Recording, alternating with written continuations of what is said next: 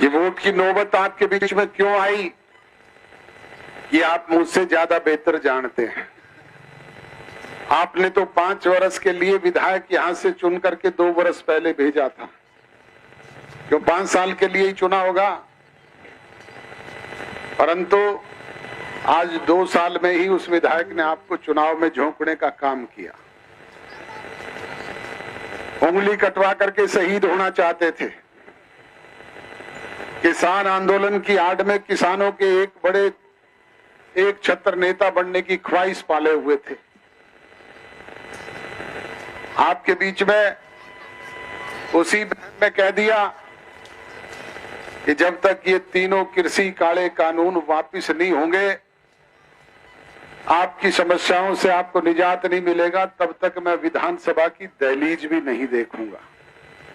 जो यही कहकर के इस्तीफा दिया था ना, तो क्या तीनों कृषि काले कानून वापस हो गए? क्या आपको आपकी समस्याओं से निजात मिल गया? तो फिर क्यों आज विधानसभा का दरवाजा दिखाई देने लग गया?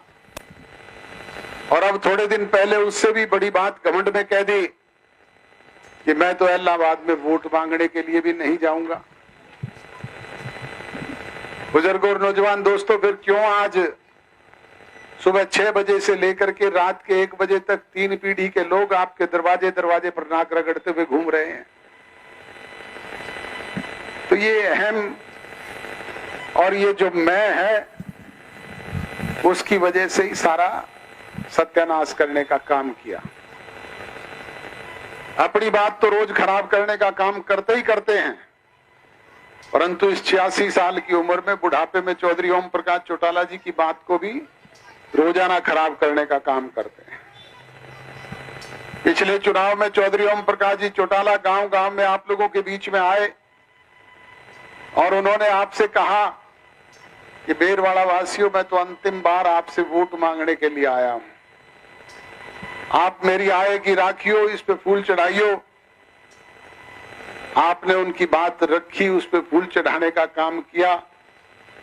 हमने भी उनकी बात को तवज्जो दी, कहीं कोई विरोध नहीं किया। उसका परिणाम ये रहा कि उनका एकमात्र विधायक विधानसभा का दरवाजा देख पाया, परंतु उसने घमंड में चकनाचूर होकर के सर्व सत्यानाश करने का काम किया और चौटाला साहब की बात भी खराब करी।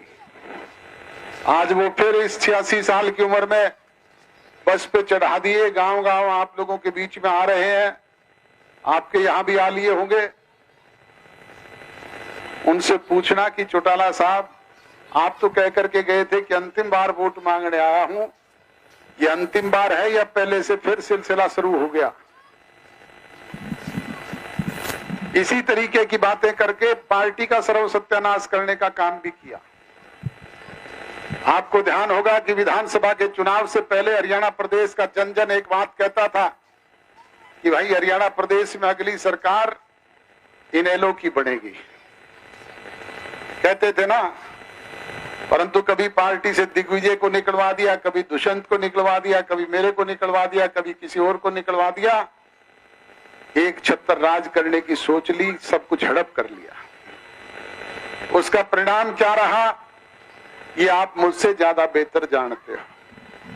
मैंने तो जींद की एक जनसभा में कहा था कि भाई ये पार्टी भी तुम्हारी, झंडा भी तुम्हारा, डंडा भी तुम्हारा, ये पार्टी का चुनाव निशान भी तुम्हारा, पार्टी का फंड भी तुम्हारा, ये 20 विधायक भी तुम्हारे और 27% वोट जो मिले हैं ये भी तुम्हारे।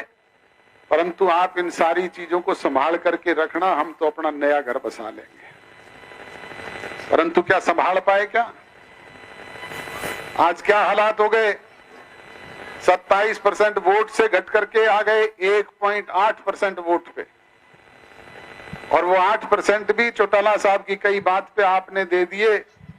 इलाहाबाद से 8% मिल गए, इसलिए 1.8 हो गए, नहीं तो 1% था।